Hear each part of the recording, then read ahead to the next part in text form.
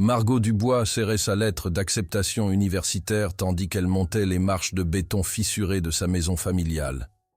L'enveloppe ressemblait à une bouée de sauvetage dans ses mains tremblantes, son billet de sortie d'une vie marquée par les dettes croissantes et les rêves qui s'estompaient.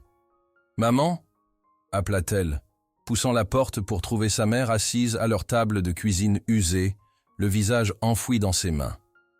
Des papiers étaient éparpillés partout, la plupart marqués d'avertissements rouges, dernier avis.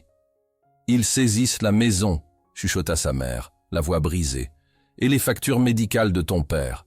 Je ne sais plus quoi faire. » Margot sentit le poids de ces mots s'installer sur ses épaules. La bourse d'études ne suffirait pas. Rien ne suffirait. « Il y a peut-être un moyen, » dit sa mère doucement, faisant glisser une carte de visite sur la table. « Madame Henriette Beaumont a appelé aujourd'hui. Elle représente un client, un homme fortuné qui cherche un arrangement très particulier. » Margot prit la carte, gaufrée de lettres dorées. « Quel genre d'arrangement ?» Avant que sa mère puisse répondre, une voiture noire élégante s'arrêta devant leur maison, quelque chose de si luxueux qu'elle semblait alien contre le décor modeste de leur quartier. « Il est là !» chuchota sa mère. Le coup qui suivit était ferme, confiant. Quand Margot ouvrit la porte, elle se retrouva face à face, non pas avec l'homme d'affaires âgé qu'elle avait imaginé, mais avec un homme qui ne pouvait avoir plus de 35 ans. Grand, aux yeux bleus perçants, et au visage qui aurait sa place dans les magazines, vêtu d'un costume qui coûtait probablement plus que toute leur maison. « Mademoiselle Dubois ?» Sa voix était profonde, contrôlée.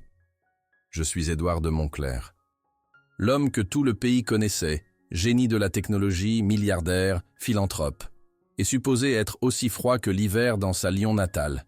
Puis-je entrer ? Ce n'était pas vraiment une question. 10 minutes plus tard, Margot était assise, abasourdie, tandis qu'Édouard de Montclair exposait sa proposition avec la même précision qu'il utilisait probablement dans les acquisitions en salle de conseil. Le testament de ma grand-mère stipule que je dois avoir une famille, spécifiquement 3 enfants, avant mon 38e anniversaire pour conserver le contrôle des industries Montclair. J'ai 2 ans. J'ai besoin d'une épouse qui portera ses enfants, puis recevra une généreuse compensation après la naissance du 3e enfant. Margot cligna des yeux. « Vous voulez acheter une mère pour vos enfants ?» Son expression ne changea pas. « J'offre un arrangement commercial qui résoudrait complètement les problèmes financiers de votre famille, les soins médicaux de votre père, les meilleurs spécialistes, votre éducation, n'importe quelle université de votre choix, cette maison entièrement payée immédiatement. » Quand il nomma le montant final du règlement, Margot eut le souffle coupé. « Pourquoi moi ?» réussit-elle à demander.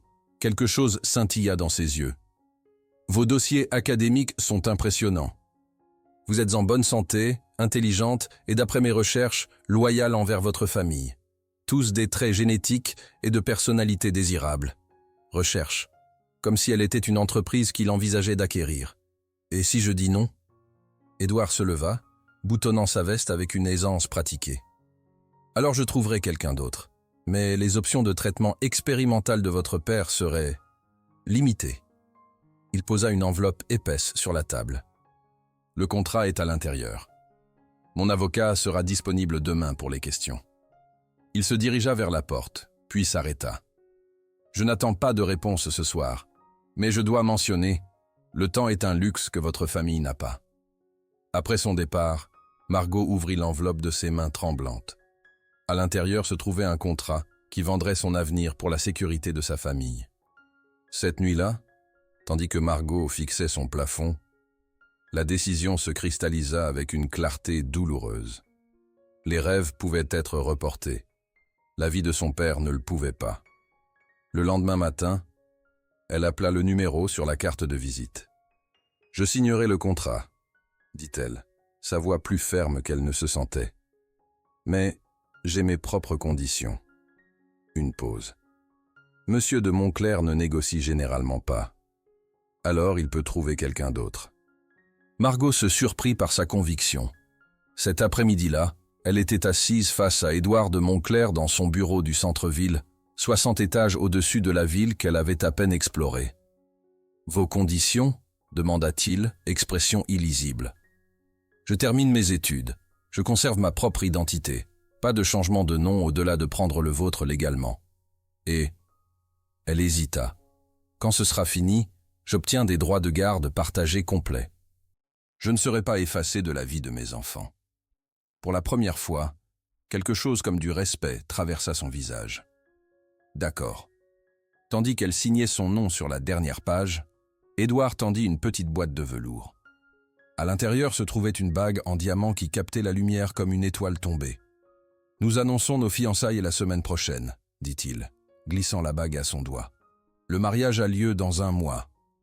Je vous suggère d'utiliser ce temps pour vous préparer à votre nouvelle vie, mademoiselle Dubois. » Tandis que l'ascenseur la ramenait au sol, Margot regarda la bague qui la liait maintenant à un homme qui voyait le mariage comme rien de plus qu'une transaction commerciale.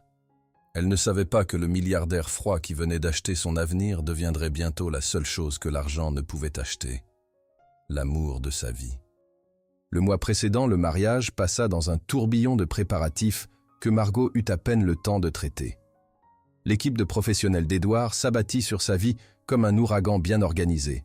Stylistes, coachs en étiquette, personal shoppers et attachés de presse, tous chargés de transformer Margot Dubois, étudiante boursière, en Madame de Montclair, mariée mondaine. « Souriez plus naturellement », instruisait Diane, la directrice des relations publiques, pendant leur séance photo de fiançailles. Le public doit croire que c'est un mariage d'amour. Margot essayait, mais ses sourires semblaient aussi raides que les vêtements de créateur qui remplissaient maintenant son placard. Pendant ce temps, Édouard restait distant, assistant aux réunions concernant leur mariage comme s'il s'agissait de fusion d'entreprises. « Vous devrez mémoriser ces détails sur notre relation », dit-il un soir, faisant glisser un dossier sur son bureau. À l'intérieur se trouvait une histoire d'amour élaborément conçue. Comment ils s'étaient rencontrés lors d'un gala de charité. Leur romance éclair. Sa demande surprise pendant un dîner privé.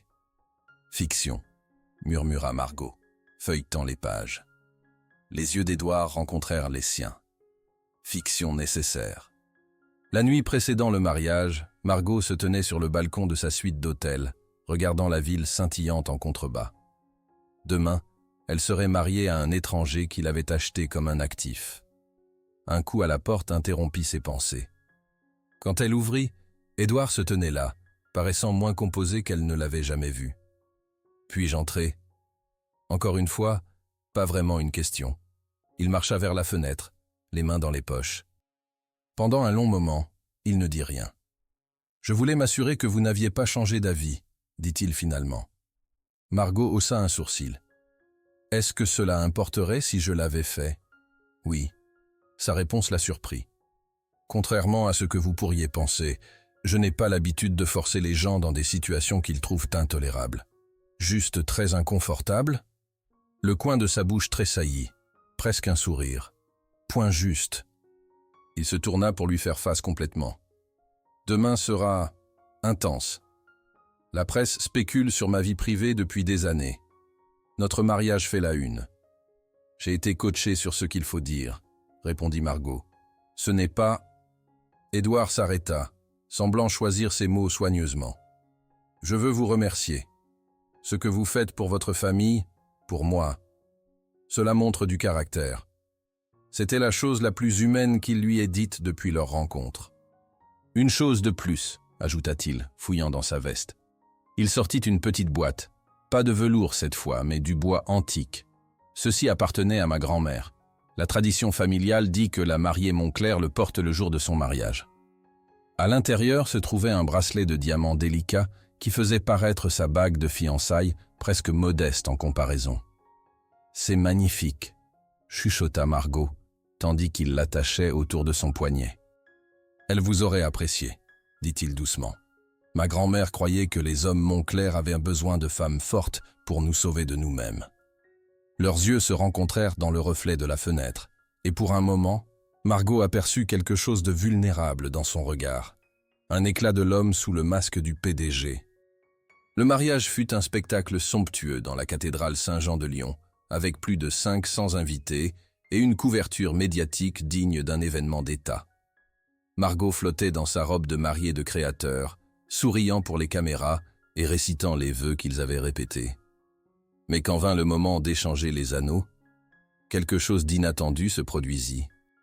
Tandis qu'Édouard glissait l'alliance à son doigt, il s'écarta du script et murmura juste assez fort pour qu'elle l'entende. « Je promets de vous traiter avec respect et gentillesse, même si nos circonstances ne sont pas conventionnelles. » Margot le regarda, surprise par la sincérité dans ses yeux. Quand vint son tour, elle fit de même.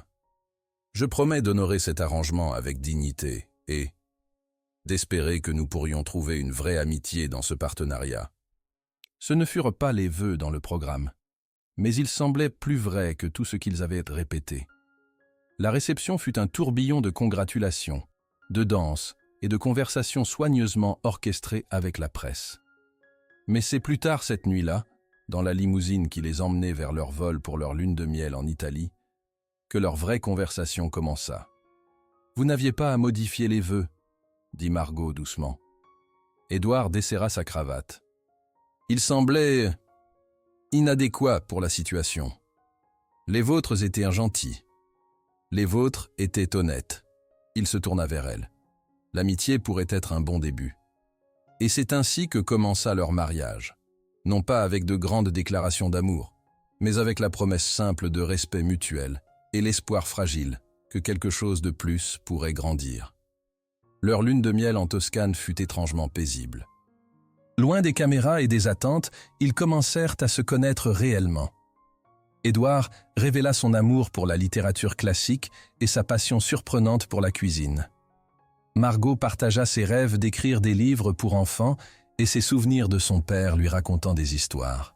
« Vous devriez écrire », dit Édouard un soir tandis qu'ils dînaient sur leur terrasse privée surplombant les vignobles. « Vos histoires sur votre enfance sont captivantes. »« Peut-être un jour ?» dit Margot.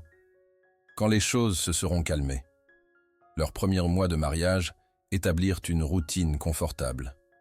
Édouard travaillait de longues heures, mais rentrait toujours pour le dîner. Margot poursuivait ses études en ligne et commençait lentement à explorer Lyon, sa nouvelle ville. Ils occupaient des chambres séparées, mais passaient leurs soirées ensemble, partageant des repas et des conversations qui devenaient progressivement moins formelles. Ce fut 3 mois après leur mariage que tout changea.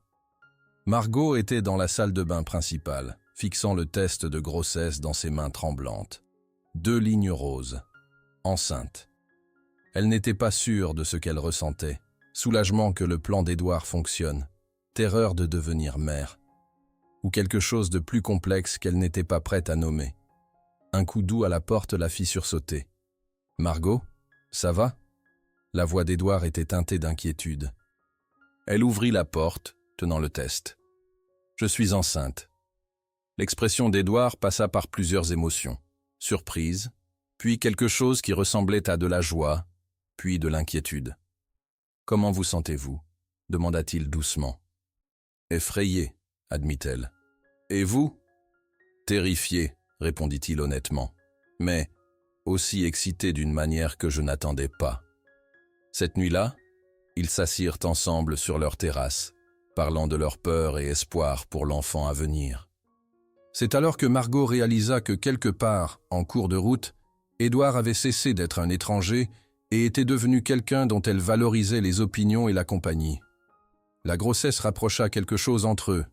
Édouard devenait protecteur de manière touchante, insistant pour qu'elle se repose davantage et l'accompagnant à chaque rendez-vous médical. Margot découvrit son côté doux quand il lui massait les pieds gonflés et lisait des livres de grossesse avec le même sérieux qu'il apportait aux rapports commerciaux.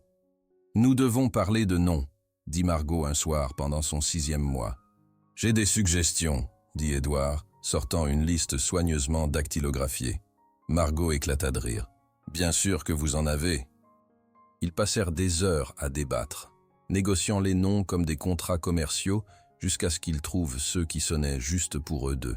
« Clairement », convint-il, ses yeux se plissant au coin d'une manière qu'elle en était venue à aimer. « Amour ». Le mot s'était glissé dans ses pensées plus fréquemment dernièrement. Ce qui avait commencé comme un arrangement commercial avait évolué en quelque chose qu'aucun des deux n'avait anticipé. Quelque chose de réel et chaleureux et terrifiant dans sa vulnérabilité. À 6 mois, le ventre de Margot était devenu assez proéminent pour rendre la mobilité difficile. Édouard avait transformé leur bureau à domicile en studio d'écriture pour elle, avec une chaise personnalisée conçue pour son confort de femme enceinte. « Vous n'aviez pas à faire ça », avait-elle protesté quand il révéla l'espace. « Vous avez mentionné vouloir écrire », avait-il répondu simplement. « De cette façon, vous pouvez travailler sur vos livres pour enfants, sans avoir à naviguer dans la ville. » La prévenance du geste avait fait monter les larmes à ses yeux. Hormones de grossesse, avait-elle prétendu. Mais ils savaient tous les deux que c'était plus que cela. Tandis que la date d'accouchement de Margot approchait, les instincts protecteurs d'Édouard s'intensifièrent. Il installa une ligne directe avec le docteur Winters, embaucha une équipe d'infirmières de premier plan pour être de garde et insista pour accompagner Margot à chaque rendez-vous. « Vous réalisez que les femmes ont des bébés depuis des milliers d'années sans équipe médicale d'urgence ?» taquina Margot tandis qu'il révisait les plans de contingence de l'hôpital pour la 5e fois. Édouard leva les yeux de sa tablette, complètement sérieux. Aucune de ces femmes ne portait mes enfants. La déclaration possessive la réchauffa plus qu'elle n'aurait dû. Une nuit, tandis qu'ils étaient recouchés dans le lit, un autre développement qui avait évolué naturellement après Bora Bora, Margot sentit un coup particulièrement fort de l'un des jumeaux. Elle guida la main d'Édouard vers l'endroit. « C'est notre fille », dit-elle doucement. « Elle va être joueuse de football, je pense. » L'expression d'Édouard, tandis qu'il sentait le mouvement sous sa paume, était d'un émerveillement pur. « J'ai construit des gratte-ciel et lancé des satellites, » murmura-t-il. « Mais ceci, c'est la chose la plus incroyable dont j'ai jamais fait partie. » Margot tendit la main pour toucher son visage, frappée par la complète transformation de cet homme depuis le homme d'affaires froid qui avait proposé leur contrat. « Tu vas être un père incroyable. » Quelque chose de vulnérable scintilla dans ses yeux. « Comment peux-tu en être si sûr? J'ai eu de terribles exemples. Parce que je vois la façon dont tu regardes ces bébés, la façon dont tu as changé toute ta vie pour eux, la façon dont tu t'occupes d'eux déjà. » Édouard captura sa main, pressant un baiser sur sa paume. « Ce ne sont pas seulement les bébés dont je me soucie, Margot. » L'admission resta suspendue entre eux, lourde de signification non dite. Avant que Margot puisse répondre, une douleur aiguë transperça son abdomen, la faisant halter. Édouard fut instantanément alerte. « Qu'est-ce que c'est? Qu'est-ce qui ne va pas ?»« Je ne sais pas, » réussit Margot, la panique montant, tandis qu'une autre douleur suivait. Quelque chose ne va pas. Les heures suivantes passèrent dans un flou d'activité. Les plans de contingence d'Édouard se mirent en marche avec une exécution parfaite. L'ascenseur privé direct vers la voiture qui attendait, l'équipe médicale déjà alertée, l'hôpital préparé pour leur arrivée. « Trop tôt », répétait Margot tandis qu'il la précipitait dans la salle d'accouchement. « Ils arrivent trop tôt. » Le visage d'Édouard était pâle, mais composé tandis qu'il tenait sa main.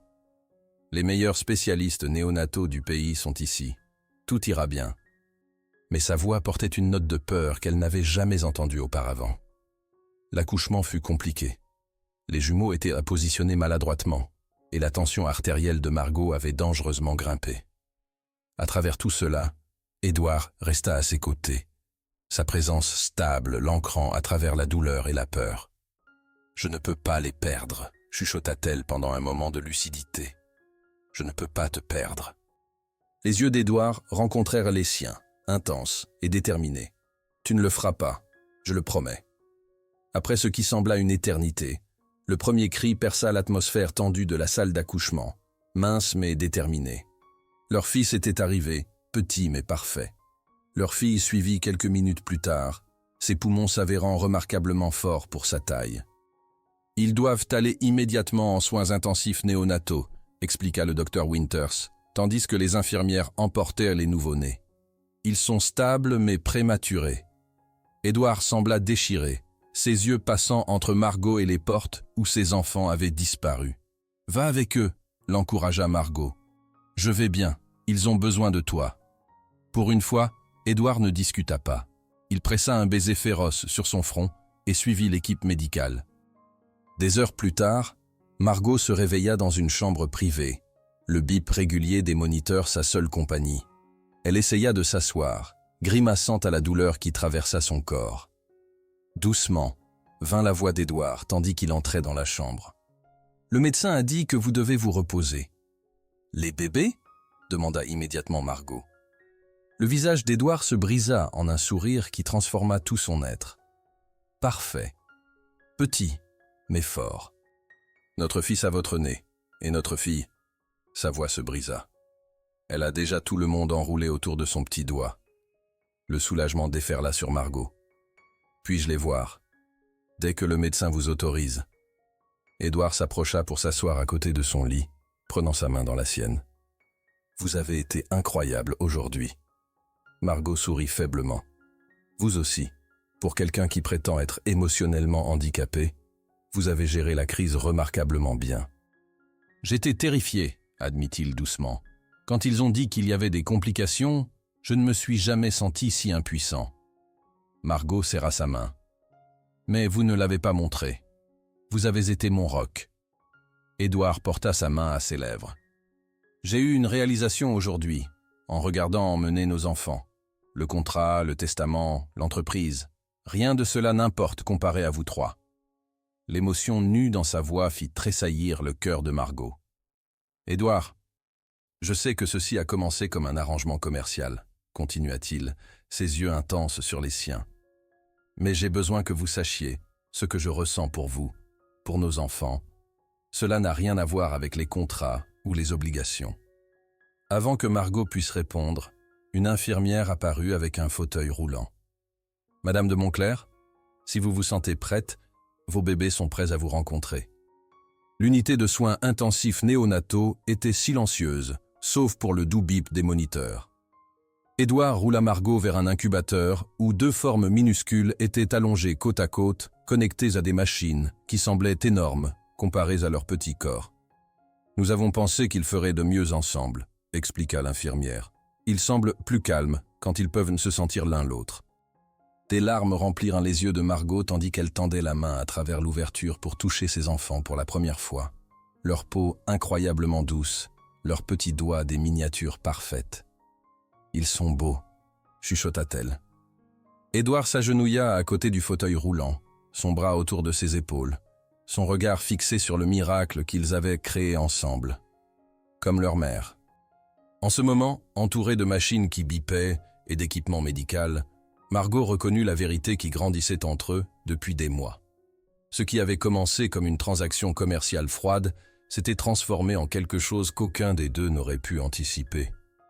Une famille construite sur une fondation plus forte que n'importe quel contrat.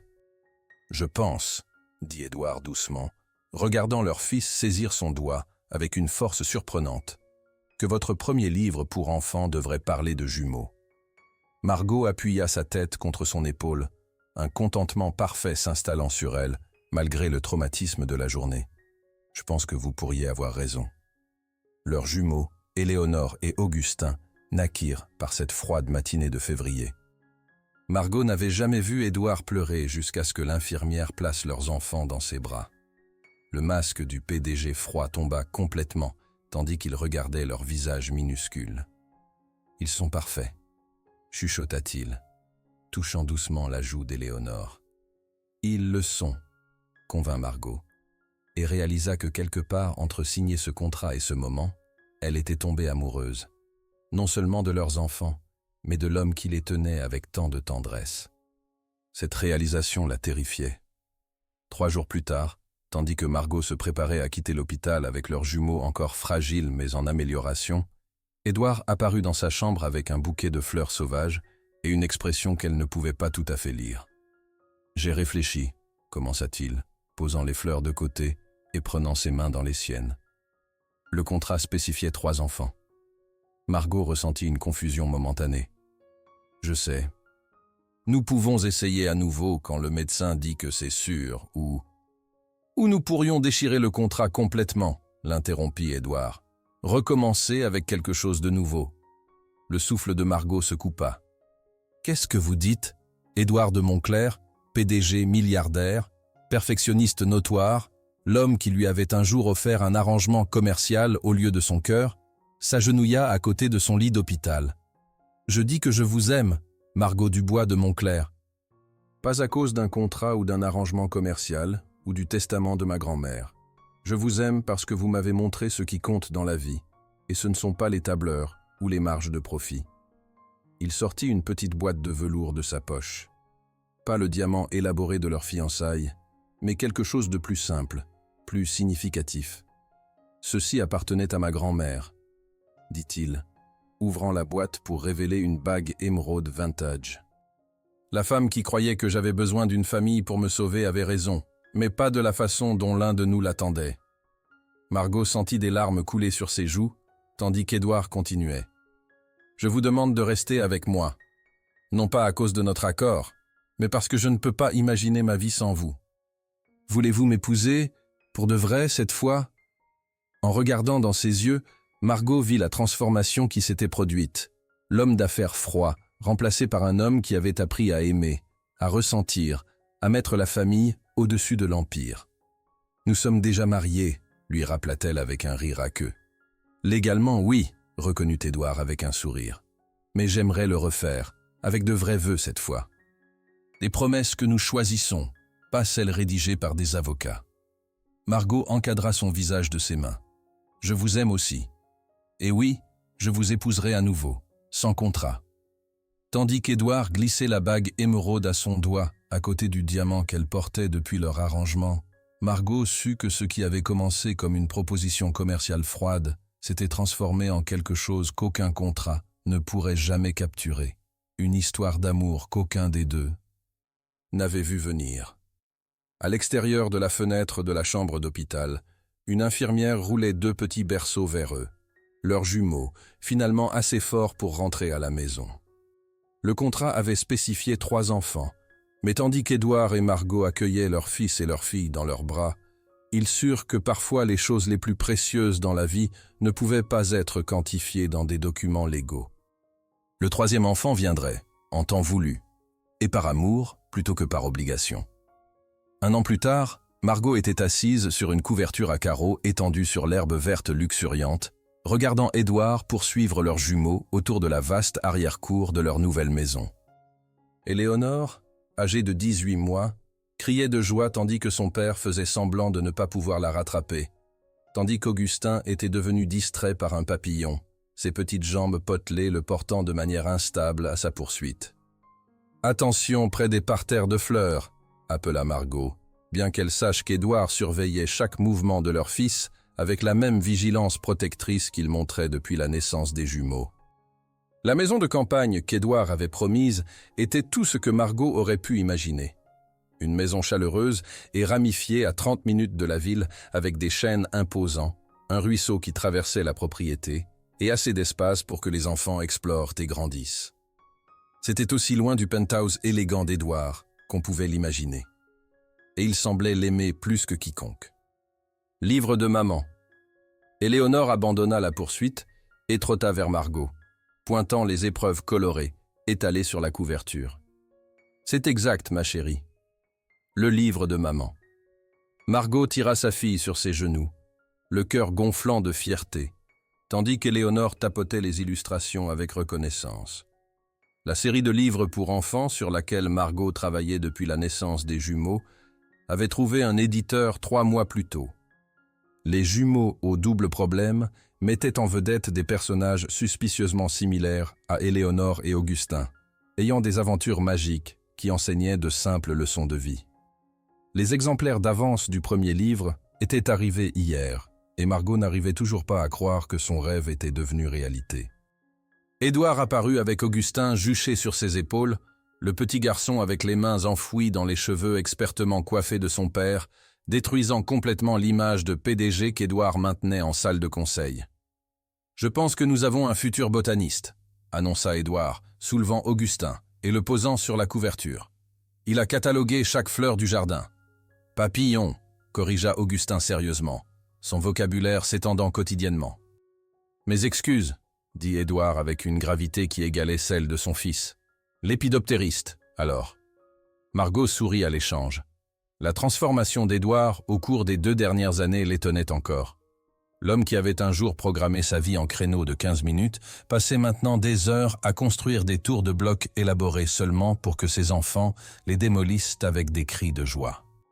Tandis que les jumeaux s'occupaient avec les livres d'images que Margot avait apportés dehors, Édouard s'installa à côté d'elle sur la couverture, sa main trouvant la sienne avec la familiarité facile qui s'était développée entre eux. « Heureuse ?» demanda-t-il doucement. Margot s'appuya contre son épaule. « Complètement. Et vous ?» Plus que je ne savais que c'était possible. Il pressa un baiser sur sa tempe. « Bien que je puisse être plus heureux si vous me laissiez lire ce sur quoi vous avez travaillé toute la matinée. » Margot serra son carnet protectivement. « Pas avant que ce soit fini. Vous êtes trop critique. »« Je préfère constructif », corrigea Édouard avec un sourire. Leur argument enjoué fut interrompu par l'apparition de Madame Leclerc, la gouvernante bienveillante qui était devenue une partie essentielle de leur foyer. « Je déteste interrompre le temps en famille, » dit-elle. « Mais Monsieur de Montclair a un appel de Tokyo. Ils disent moi que c'est urgent. » Édouard soupira. « Emmenez les jumeaux à l'intérieur pour le déjeuner, s'il vous plaît, Dorothée. Je serai là dans 1 minute. » Tandis que Madame Leclerc conduisait les enfants vers la maison, Édouard se tourna vers Margot avec une expression d'excuse. « Je suis désolé. La fusion Takahashi. » Margot le fit taire avec un baiser. « Allez-y, soyez brillant. Nous serons ici quand vous aurez fini. » Le regard reconnaissant dans ses yeux la réchauffa. C'était leur équilibre maintenant. Son travail comptait encore, occupait encore une grande partie de son temps. Mais la famille était devenue sa priorité d'une manière que personne qui connaissait l'ancien Édouard de Montclair n'aurait cru possible. Plus tard ce soir-là, après que les jumeaux furent finalement endormis, Margot trouva Édouard dans son bureau à domicile, cravate desserrée, manches retroussées, fronçant les sourcils à son écran d'ordinateur. « Crise évitée ?» demanda-t-elle, posant une tasse de café à côté de son clavier. Édouard se frotta les yeux. « Pour l'instant, le marché japonais est plus compliqué que nous l'avions anticipé. » Margot se déplaça derrière lui, ses mains travaillant la tension dans ses épaules. « Vous avez besoin d'une pause. »« Ce dont j'ai besoin, » dit Édouard, faisant tourner sa chaise pour la tirer sur ses genoux. « C'est de vous. » Leur baiser fut interrompu par le carillon doux du téléphone d'Édouard. Il jeta un coup d'œil à l'écran et son expression changea. « C'est le docteur Winters, » dit-il, répondant immédiatement. « Oui, docteur, je vois. Oui, nous pouvons venir demain. » Margot ressentit un battement d'anxiété tandis qu'il terminait l'appel. « Tout va bien ?» Le visage d'Édouard se brisa en un sourire qui lui coupa le souffle. « Plus que bien. Vos résultats de test sont revenus. Nous attendons à nouveau. » La joie éclata en Margot comme du soleil. « Vraiment? Êtes-vous sûr ?» Édouard hocha la tête, ses mains encadrant son visage. « Apparemment, notre 3e petit de Montclair est en route. » La signification ne leur échappa à aucun des deux. Le contrat qui les avait réunis avait spécifié 3 enfants. Maintenant, ce jalon serait atteint non par obligation, mais par amour, un amour qu'aucun des deux n'avait anticipé quand ils avaient signé ces papiers 2 ans plus tôt. « Comment vous sentez-vous à ce sujet ?» demanda Margot, se souvenant soudain de l'arrangement commercial qui avait commencé leur voyage. L'expression d'Édouard devint sérieuse. « Le contrat est devenu sans objet au moment où je suis tombé amoureux de vous, Margot. Ce bébé, comme les jumeaux, est une bénédiction, pas une obligation. » Il posa sa main doucement sur son ventre, encore plat. « Bien que j'admette, ma grand-mère serait contente de notre efficacité. » Margot rit, appuyant son front contre le sien. « Pensez-vous que les jumeaux sont prêts pour un frère ou une sœur ? Éléonore organisera la crèche, et Augustin essaiera d'expliquer les papillons au bébé, » dit Édouard avec confiance. « Ils seront merveilleux. » Les mois suivants passèrent dans un tourbillon d'activités. Le premier livre de Margot fut publié avec d'excellentes critiques. Les jumeaux célébrèrent leur 2e anniversaire avec une fête qui fit les pages de société malgré les tentatives d'Édouard de la garder privée, et leur 3e enfant grandit régulièrement en Margot. Contrairement à sa grossesse avec les jumeaux, cette fois fut calme et sans complications. Édouard n'était pas moins attentif, mais la peur qui avait sous-tendu leur première expérience avait été remplacée par une joie confiante. J'ai pensé au nom, dit Édouard un soir, tandis qu'il regardait les dernières photos d'échographie. Que pensez-vous d'Éléonore, d'après ma grand-mère? Margot sourit. Éléonore de Montclair, ça sonne bien. Elle vous aurait aimé, vous savez, dit Édouard doucement. Ma grand-mère. Elle disait toujours que j'avais besoin de quelqu'un qui ne serait pas intimidé par moi. C'est ce que vous pensez, taquina Margot. Que je ne suis pas intimidé par vous? Édouard rit. Vous avez appelé mon contrat original insultant et déshumanisant dans les 15 minutes de notre première rencontre. Je n'ai pas fait ça, protesta Margot, puis s'arrêta. L'ai-je fait? Absolument. C'était la première fois que quelqu'un me parlait comme ça depuis des années. L'expression d'Édouard s'adoucit. C'était le moment où j'ai su que vous étiez le bon choix, même si je ne comprenais pas pourquoi encore. Margot se pencha pour l'embrasser, s'émerveillant de la distance qu'ils avaient parcourue depuis cette première rencontre commerciale. Un cri de la crèche les interrompit. Augustin, d'après le son. Avant que Margot puisse bouger, Édouard était debout. « Je m'en occupe, dit-il. Vous vous reposez. » Margot le regarda partir, se souvenant de l'homme d'affaires froid qui lui avait un jour dit que les enfants étaient simplement une exigence du testament de sa grand-mère. Maintenant, il courait réconforter son fils au premier son de détresse, son cœur complètement capturé par la famille qu'il n'avait jamais pensé aimer si profondément. Quand Éléonore Grasse de Montclair arriva par une matinée d'automne fraîche, l'accouchement fut tout ce que leur première expérience n'avait pas été, calme, joyeuse, sans complications. Édouard tenait leur fille avec une confiance qu'il n'avait pas possédée avec les jumeaux, ses yeux remplis d'émerveillement, tandis qu'il comptait ses doigts et orteils parfaits. « Elle a vos yeux, dit-il, transférant soigneusement le paquet rose enveloppé dans les bras de Margot. « Et votre détermination, répondit Margot, souriant à la forte prise que le nouveau-né avait sur son doigt. Elle dirigera les industries de Montclair avant ses 30 ans. Que Dieu aide le monde des affaires, convint Édouard, avec un sourire fier. Les jumeaux furent amenés pour rencontrer leur sœur cet après-midi-là, leur réaction exactement comme Édouard l'avait prédit. Éléonore prit immédiatement le rôle de mère miniature, instruisant tout le monde sur la bonne façon de tenir bébé Élie, tandis qu'Augustin regardait sa nouvelle sœur avec curiosité scientifique, lui expliquant très sérieusement les papillons et les abeilles. Tandis qu'Édouard rassemblait tous les 3 enfants et Margot pour une photo de famille, prise par Madame Leclerc plutôt que par le photographe professionnel que son équipe de relations publiques avait suggéré, Margot fut frappée par la complète transformation de sa vie depuis le jour où elle avait signé ce qu'elle pensait être simplement un arrangement commercial.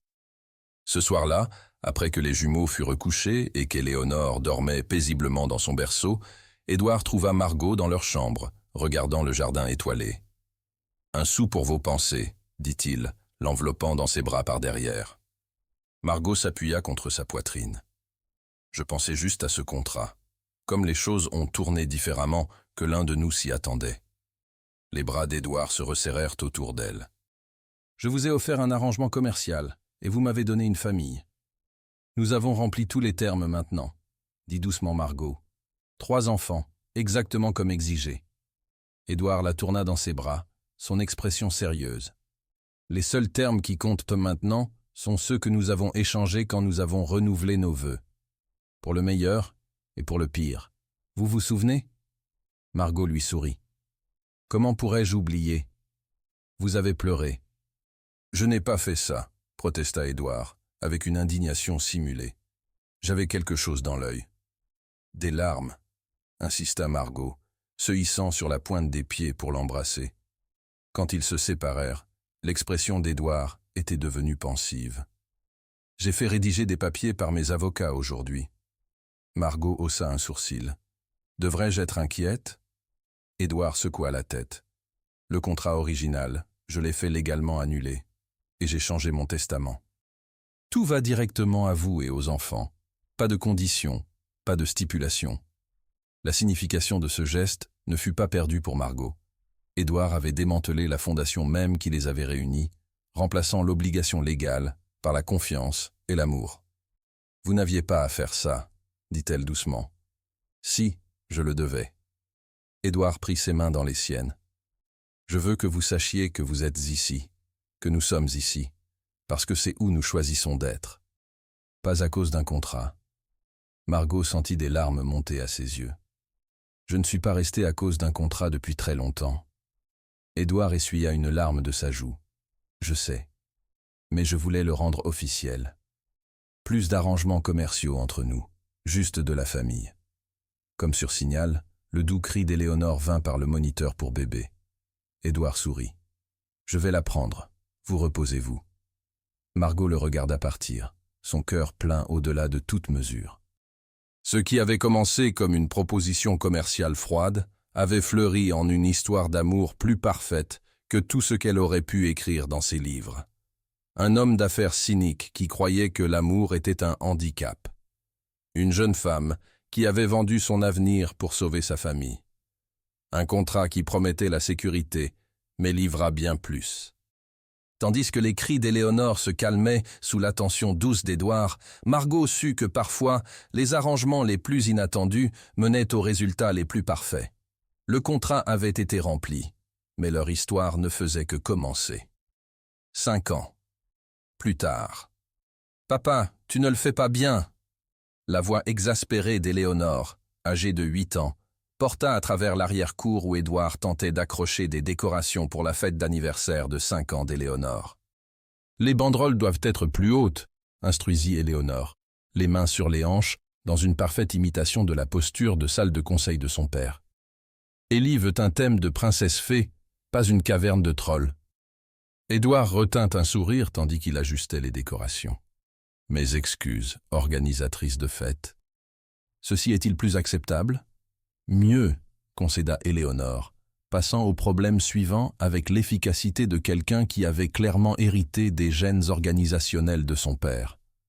Pendant ce temps, Augustin, maintenant âgé de 8 ans et plus absorbé par le monde naturel que jamais, était agenouillé près du parterre de fleurs, étudiant un papillon monarque avec une loupe. « Il migre vers le Mexique », annonça-t-il à quiconque voulait l'écouter. « C'est un voyage de 3 générations. » « Fascinant, » dit Édouard sérieusement, ayant appris depuis longtemps que montrer un intérêt authentique pour les passions de ses enfants était l'une des parties les plus gratifiantes de la parentalité. Thomas, leur 3e enfant maintenant âgé de 3 ans, trotta vers Édouard avec un dinosaure en peluche serré dans ses bras. « Papa, puis-je aider ?»« Bien sûr, mon pote, » dit Édouard, soulevant son plus jeune fils sur ses épaules. Toi et Rex pouvaient superviser l'ensemble de l'opération. Margot regardait la scène depuis la terrasse, son cœur se gonflant d'amour pour sa famille chaotique et parfaite. À 30 ans, elle était maintenant une auteure publiée avec 4 livres réussis à son nom. Mais aucun de ses accomplissements professionnels ne se comparait au bonheur de regarder Édouard interagir avec leurs enfants. « Tu rêvasses ?» dit Céleste, leur 4e enfant de 2 ans, tirant sur la robe de Margot. « Je regarde juste papa et tes frères et sœurs, » répondit Margot, soulevant Céleste dans ses bras. « Papa drôle, » déclara Céleste avec la sagesse de ses 2 ans. « Oui, » convint Margot, « papa est très drôle. » L'homme qui avait un jour dirigé des réunions de conseil avec précision militaire était maintenant accroupi dans leur jardin, aidant Thomas à accrocher des banderoles de fées, tandis qu'Augustin lui donnait des faits sur les papillons et qu'Éléonore dirigeait l'ensemble de l'opération comme un petit général. Les invités commencèrent à arriver 1 heure plus tard, un mélange de camarades de classe d'école et d'enfants du quartier qui transformèrent rapidement leur arrière-cour soigneusement décorée en un chaos organisé de rires et de jeux. Édouard regardait Margot depuis le rassemblement, ses yeux remplis du contentement tranquille qui avait remplacé son intensité perpétuelle d'autrefois. Sans mots, elle savait ce qu'il pensait. Comme ils avaient parcouru du chemin depuis cette première proposition commerciale, comme leur vie s'était complètement transformée. Plus tard, après que les enfants furent finalement couchés et que la maison se fut calmée, Édouard trouva Margot dans leur chambre, organisant les cadeaux d'anniversaire d'Éléonore. « Elle s'en est tirée comme une brigande », rit Margot, tenant la 4e baguette de fée qu'ils avaient reçue. Édouard s'assit à côté d'elle sur le lit, prenant sa main. « J'ai quelque chose pour toi aussi. » Margot haussa un sourcil. « Ce n'est pas mon anniversaire. » Considère ça comme un cadeau d'anniversaire, dit Édouard, pressant un petit paquet emballé dans sa main. Notre anniversaire n'est que dans 3 mois, fit remarquer Margot, mais commença à le déballer quand même. Dans la boîte, elle trouva une clé et une photographie d'un charmant cottage, surplombant ce qui semblait être une côte rocheuse. « Qu'est-ce que c'est » demanda-t-elle, le regardant d'un air interrogateur. Édouard sourit. « Une retraite d'écrivain, sur la côte bretonne, privée, paisible. Un endroit pour toi pour travailler sur tes livres quand tu as besoin d'espace pour créer. » Margot le regarda, touchée au-delà des mots. Sa série de livres pour enfants avait décollé au-delà de ses rêves les plus fous, avec les aventures des jumeaux maintenant traduites en 12 langues. Mais trouver du temps tranquille pour écrire avec 4, bientôt 5 enfants était toujours un défi. « C'est trop », commença-t-elle. Mais Édouard secoua la tête. « Il y a 8 ans, je t'ai offert un contrat qui aurait limité tes rêves à servir les miens, » dit-il doucement. « C'est ma façon de m'assurer que tes rêves ont de la place pour grandir aux côtés de notre famille. » Margot sentit des larmes monter à ses yeux. Hormones de grossesse, prétendrait-elle, bien qu'ils sachent tous les deux que c'était faux. « Il y a plus, » continua Édouard, prenant un document plié de sa poche. « Le cottage est acheté par la Fondation Margot de Montclair. »« La quoi ?» demanda Margot, confuse. « Une nouvelle fondation caritative en ton nom, » expliqua Édouard. « Axée sur le soutien aux jeunes écrivains de milieux défavorisés, bourses, programmes de mentorat, opportunités de publication. Le conseil d'administration est en cours de finalisation, mais j'ai pensé que tu aimerais peut-être la présider. » Margot était sans voix. Dans toutes leurs années ensemble, Édouard n'avait jamais cessé de la surprendre par la profondeur de sa compréhension et de son soutien. « Comment savais-tu » réussit-elle finalement. « Je pensais à faire quelque chose comme ça, mais je n'avais encore rien dit. » Édouard sourit. « Tu collectes des articles sur les programmes d'alphabétisation et prends des notes sur les stages d'édition depuis des mois. Je fais attention, Madame de Montclair. » Margot rit à travers ses larmes. « Tu le fais certainement, Monsieur de Montclair. » Tandis qu'elle se penchait pour l'embrasser, une petite voix vint de leur porte. « Maman, papa ?» Thomas se tenait là dans son pyjama de dinosaure, serrant son compagnon en peluche. « J'ai fait un cauchemar. » Sans hésitation, Édouard traversa pour soulever leur plus jeune fils dans ses bras. « Les cauchemars ne font pas le poids face aux dinosaures et au papa, » dit-il sérieusement. « Devons-nous vérifier sous ton lit ensemble ?» Tandis qu'il partait, Margot entendit Thomas demander « Est-ce que tu faisais des cauchemars quand tu étais petit, papa ?»« Tout le temps, » répondit Édouard honnêtement. « Mais puis, j'ai trouvé ta maman, et ils ont disparu. » Margot sourit, sa main reposant sur son ventre où leur 5e enfant grandissait. L'arrangement commercial qui les avait réunis avait spécifié 3 enfants, un nombre qu'ils avaient maintenant dépassé de 2, avec un autre en route. Plus tard, quand Édouard revint dans leur chambre, Margot regardait leur album de mariage, non pas l'élaboré mariage de société qui avait été leur première cérémonie, mais le simple renouvellement de vœux intimes qu'ils avaient eus après la naissance des jumeaux. « Thomas va bien ?» demanda-t-elle tandis qu'Édouard s'installait à côté d'elle. Profondément endormi, avec son dinosaure montant la garde. Édouard jeta un coup d'œil à l'album photo. « Tu ressens de la nostalgie ?» Margot hocha la tête. « Je pensais à nos vœux, les vrais. » Édouard sourit, récitant de mémoire. « Je promets de te voir, non pas comme une obligation ou un arrangement, mais comme le cœur qui bat à côté du mien. Et je promets de te rappeler que les tableurs et les horaires ne peuvent pas mesurer ce qui compte le plus, » continua Margot leurs vœux personnellement écrits. Ensemble, ils finirent. Du contrat au choix, de l'arrangement à l'amour. Je te choisis, aujourd'hui et chaque jour. La main d'Édouard trouva la sienne, leurs doigts s'entrelaçant avec le confort familier des années partagées. As-tu jamais imaginé, quand tu m'as offert ce contrat, que nous finirions ici ? Demanda doucement Margot. Édouard secoua la tête.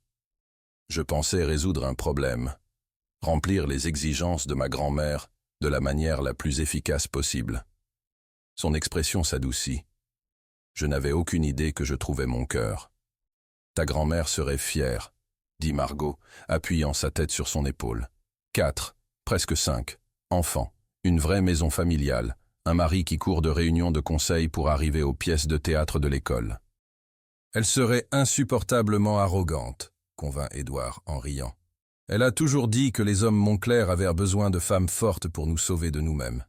Un fracas du couloir interrompit leur moment, suivi d'un gémissement qui ne pouvait être qu'Éléonore. « J'y vais !»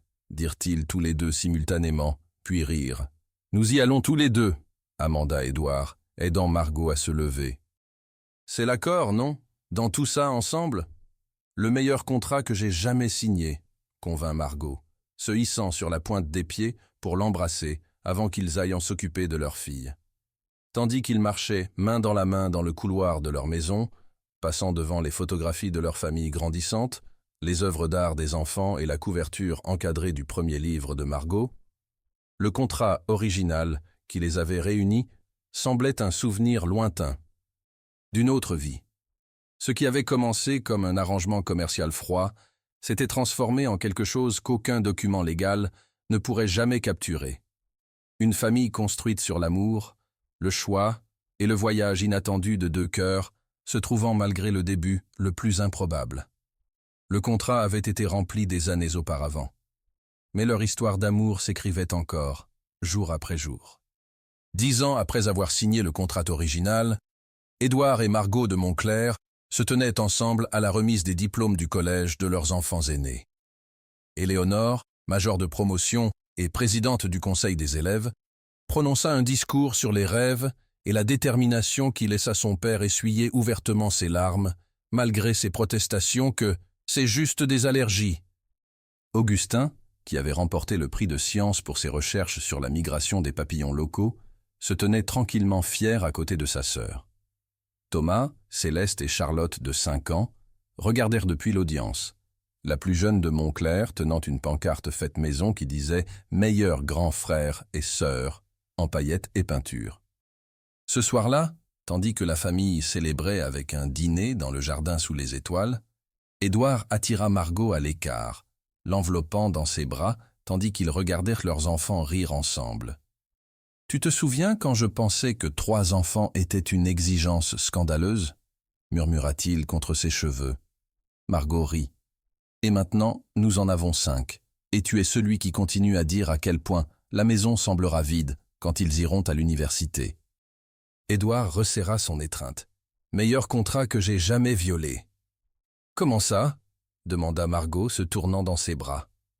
Les termes originaux spécifiaient un arrangement commercial pour 3 enfants, lui rappela Édouard. Au lieu de cela, j'ai eu 5 enfants et un amour que je n'ai jamais cru possible. Tandis que leur famille les appelait pour couper le gâteau de célébration, Margot sourit à l'homme qui lui avait un jour offert une proposition commerciale froide, et maintenant ne pouvait passer une journée sans lui dire qu'il l'aimait. « Je pense que nous pouvons convenir, » dit-elle, se hissant sur la pointe des pieds pour l'embrasser, que certains contrats sont faits pour être brisés, pour que quelque chose de mieux puisse prendre leur place. Fine.